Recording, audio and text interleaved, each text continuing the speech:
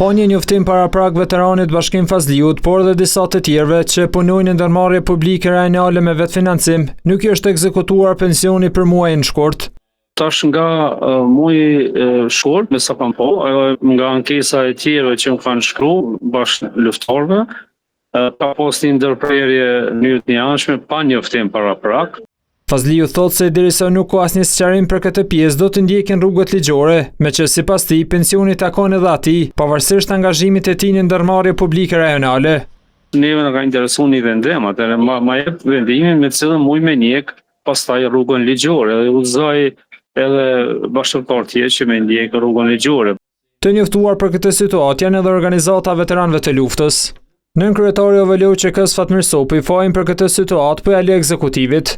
Jemi të shqetësuar edhe ne se pse një vendim i gjykatës nuk po zbatohet nga Ministria Përkatëse ose nga Qeveria e Republikës Kosovës.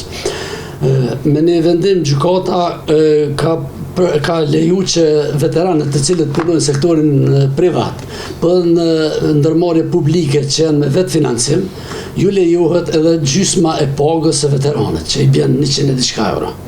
Mirë po, muajin e fundit, shumë veteran janë ankuar te ne se nuk i ka dalë shumë që. Për këtë çështje ATV-ja ka tentuar të marrë një qendrim nga Ministria Përkatëse, megjithatë edhe pas disa ditë shpritjesh, të njëjtit nuk i kanë përgjigjur televizionit.